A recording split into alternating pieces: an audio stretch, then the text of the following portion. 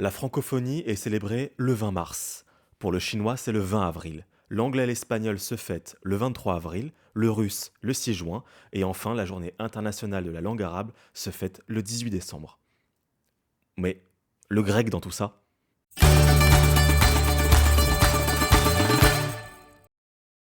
Yassas Theolus, je suis Stan Volk et bienvenue sur Hellenikos Cosmos.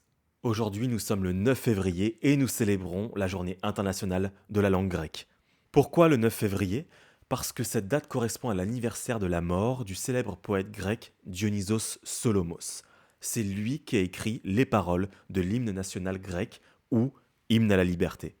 Vous l'aurez compris, dans cette vidéo, nous allons parler de la langue grecque et plus précisément du grec moderne. Mais pourquoi on précise moderne? C'est quoi le grec moderne? Eh bien, le grec moderne, c'est la langue actuellement parlée en Grèce et dans le sud de l'île de Chypre, mais vous allez voir, c'est un peu plus compliqué que ça. Le grec que l'on enseigne aujourd'hui en France à partir de la troisième n'est pas le grec qu'on parle aujourd'hui. Il s'agit du grec ancien ou du grec antique. D'ailleurs, quand j'expliquais à des personnes que j'étudiais le grec, sans préciser le moderne, plus d'une fois on m'a fait cette réflexion: ah tiens, c'est marrant d'étudier une langue morte. Lorsque je précisais à ces personnes que j'étudiais le grec moderne, j'ai eu très souvent le droit à: ah mais on parle encore grec en Grèce? On parle pas anglais? J'ai souvent eu le droit aussi à: ah mais tu peux lire ce texte en grec ancien? Bah non. C'est un peu comme si vous disiez à quelqu'un que vous parliez français et qui vous demandait de l'aide sur son devoir en latin. Donc oui, on parle grec aujourd'hui en Grèce, un grec qui a évolué au fil des siècles et de l'histoire. D'ailleurs, le grec actuellement écrit et parlé n'est pas très vieux. Mais reprenons depuis le début.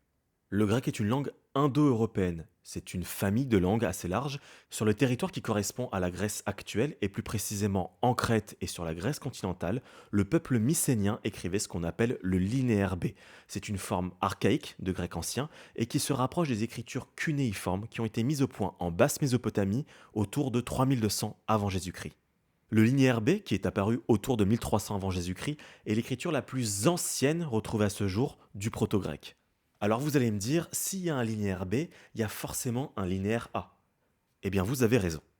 Le linéaire A est associé à la civilisation minoenne et a été découvert en même temps que le linéaire B en 1900 par Sir Arthur Evans, archéologue anglais, en Crète et dans certaines îles de la mer Égée.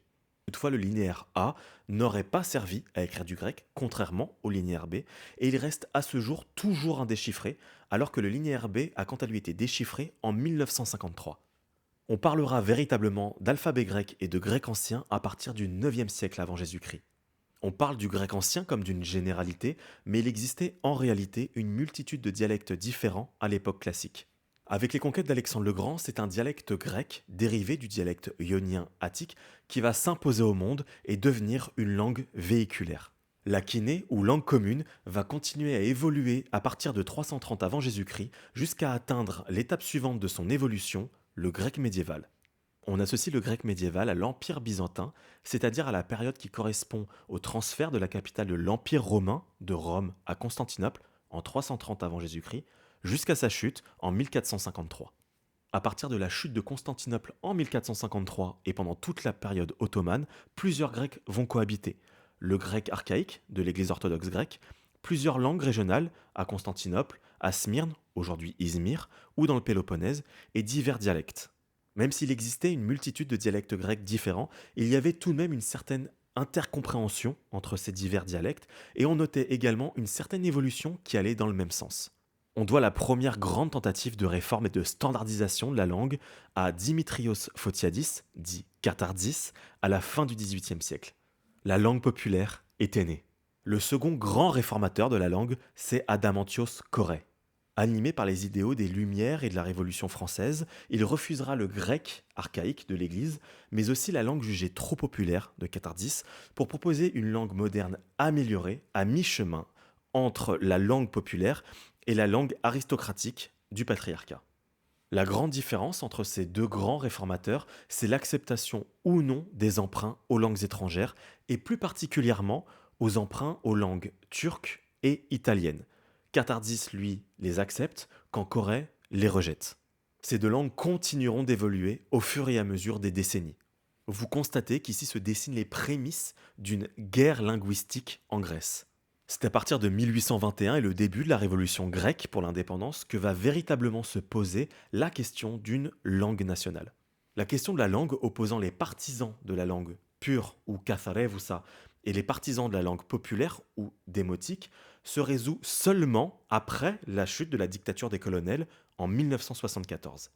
Le démotique, ou langue populaire, devient le grec officiellement parlé en Grèce et toujours utilisé aujourd'hui. Alors aujourd'hui, quel est l'état du grec dans le monde? On estime les locuteurs grecs natifs à 16 millions, dont 10,5 millions rien que pour la Grèce, pour laquelle il s'agit de la langue officielle, tout comme à Chypre, avec environ 1 million de locuteurs. Mais il existe aussi des minorités d'origine grecque parlant différents dialectes, comme en Italie, en Roumanie, en Ukraine, en Turquie, en Hongrie, en Albanie et en Arménie.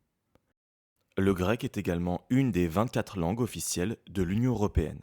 Ainsi, en Europe, en dehors de la Grèce et de Chypre, on estime le nombre de locuteurs grecs à environ 1 200 000 locuteurs, réunis principalement en Allemagne, avec 370 000 locuteurs, en Albanie, avec 250 000 locuteurs, et au Royaume-Uni, avec 212 000 locuteurs. Hors Europe, c'est aux États-Unis que le nombre de locuteurs est le plus élevé, avec plus de 3 millions d'hellénophones. Vient ensuite dans les Amériques le Canada, avec 250 000 locuteurs, puis le Brésil, avec 25 000 locuteurs, et enfin l'Argentine, avec 20 000 locuteurs.